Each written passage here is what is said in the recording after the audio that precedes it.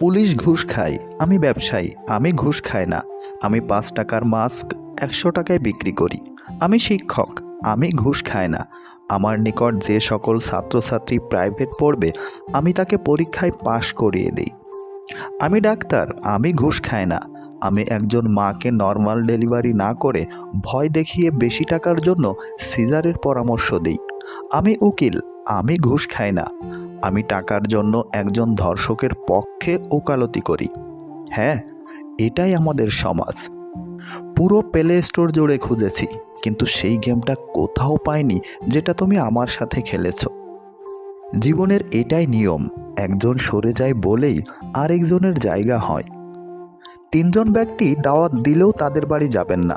১, যে খাওয়ানোর পরে খোঁটা দেয়। ২, যারা মিথ্যাবাদী। এবং ৩, চগলখোর।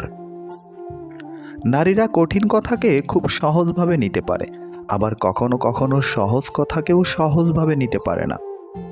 আত্মীয় স্বজনদের অপমান বা দুর্ব্যবহারগুলো বাবা মা ভুলে গেলেও সন্তানদের আজীবন মনে থাকে। ঘরের মানুষ থেকে যদি বাইরের মানুষকে বেশি আপন মনে হয়, তখন বুঝে নেবেন আপনার পতন হবেই হবে। জাকাত ধনীরা দেয় আর গরিবেরা খায়, আর সুদ গরিবেরা দেয়, ধনীরা খায়।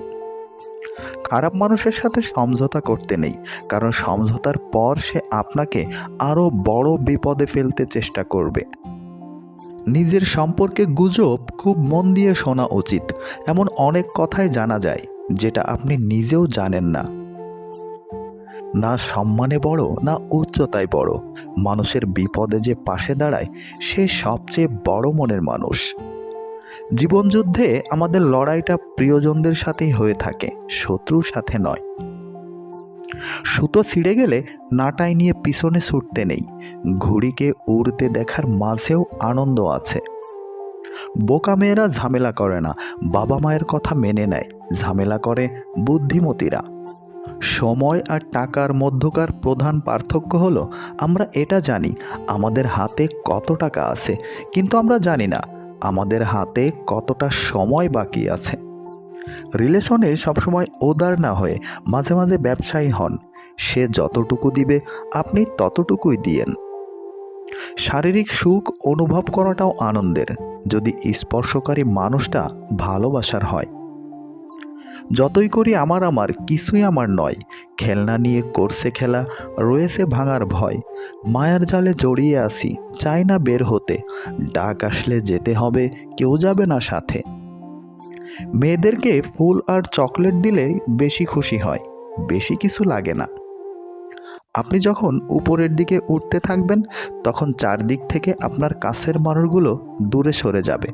আবার আপনি যখন শীর্ষের শিখরে পৌঁছে যাবেন, তখন চারদিক থেকে সবাই আপনার বন্ধু হতে থাকবে। রাগ আসার পর চিৎকার করার জন্য শক্তির প্রয়োজন নেই, কিন্তু রাগের সময় নিজেকে শান্ত করার জন্য অনেক শক্তির প্রয়োজন।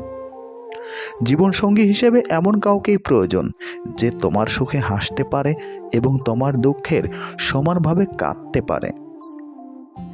পরিস্থিতিতে পড়লে মানুষ অনেক না পারাগুলোও পেরে যায়। ধন দৌলত ঐশ্বর্য সবটাই হলো ক্ষণিকের।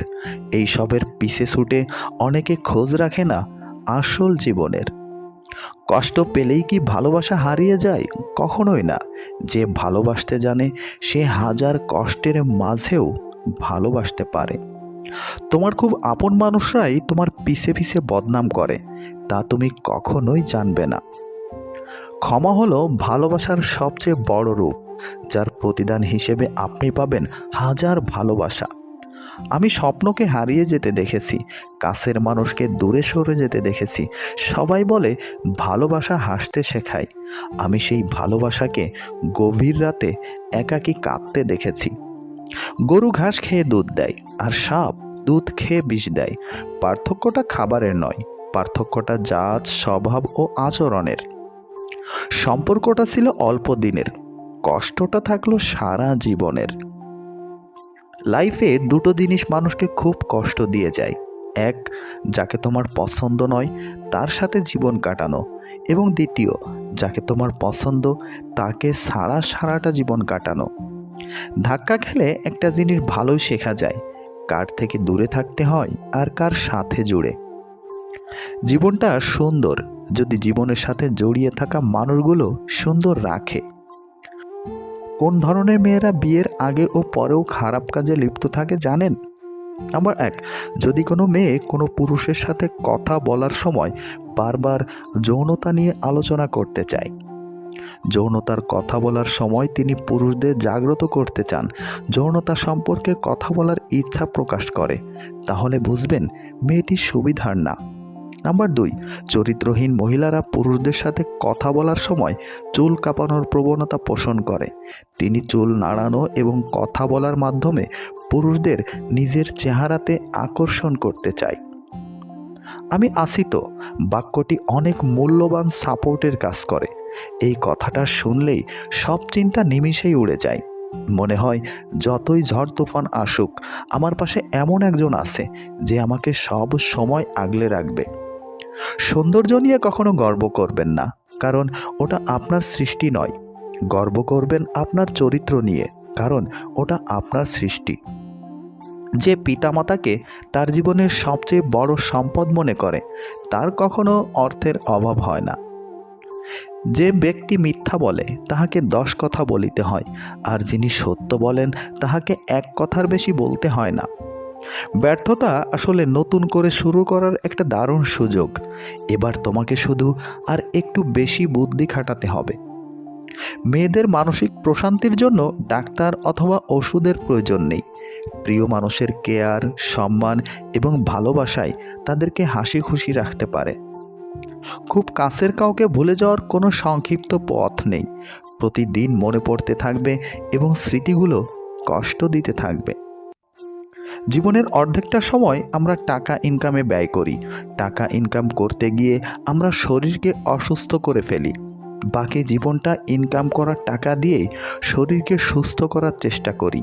অবশেষে দেখা যায় না শরীর বেঁচে আছে, না বেঁচে আছে টাকা। পৃথিবীতে মিষ্টি সম্পর্ক হলো ভাই বোনের সম্পর্ক, যে সম্পর্কে কখনোই বিচ্ছেদ হয় না। যে মানুষগুলো গিরগিটির মতো রং বদলায় তারা কখনোই অনুতপ্ত হয় না। তাই এমন একজনকে বিশ্বাস করবেন না যে বারবার বলে তার কথা সঠিক। সবাই আসবে তোমার মৃত্যুতে শোক জানাতে, কিন্তু বিপদের সময় সাহায্য করতে কেউই আসবে না। কিছু মানুষ আপনার জীবনে ঝড়ের গতিতে এসে আবার সুনামির মতো চলে যাবে, আর মাঝখানে ক্ষতিপূরণ করতে লেগে যাবে সারাটা জীবন। আপনি যখন প্রিয় হবেন অন্যের নিন্দা আপনাকে শোনাবে। আপনি যখন অপ্রিয় হবেন আপনার নিন্দা অন্যদের শোনাবে। এটাই বাস্তব। একটা নির্দিষ্ট পরিমাণে ব্যথা সহ্য করার পরে একজন ব্যক্তি নীরব হয়ে যায়। যদি সময় সবসময় একই থাকে তাহলে সে কিভাবে নিজের এবং অন্যদের পরিচয় দেবে?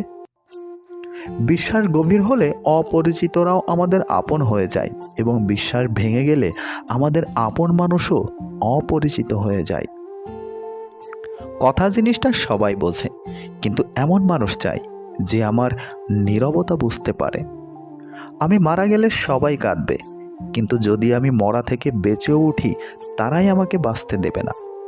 সত্য কথা বলতে সাহস লাগে, পা চাটার জন্য তো জিহ্বাই যথেষ্ট। তার জন্য কেঁদে কী লাভ যে কিনা আপনার হাসিটাকেই মেরে ফেলেছে। বাস্তবে প্রিয়জন বলে কিছুই হয় না। প্রয়োজনই মানুষকে একে অপরের প্রিয়জন বানায়। সারা বিশ্বে ভালো ও সত্যের সন্ধান করলেও যদি তা নিজের মধ্যে না থাকে তবে তা কোথাও পাওয়া যাবে না। পানি দ্বারা শরীর শুদ্ধ হয়, সত্য দ্বারা মন, জ্ঞান দ্বারা বুদ্ধি এবং ধর্ম দ্বারা আত্মা পবিত্র হয়। এই ভিডিওর একটি কথাও যদি আপনার কাছে ভালো লেগে থাকে তাহলে প্লিজ এই ভিডিওতে লাইক দিন। আর এই ধরনের ভিডিও নিয়মিত এই চ্যানেলে পেতে চাইলে এখনই চ্যানেলটি সাবস্ক্রাইব করে আমাদের সাথেই থাকবেন। ভালো থাকবেন, ভালো রাখবেন। আল্লাহ হাফেজ।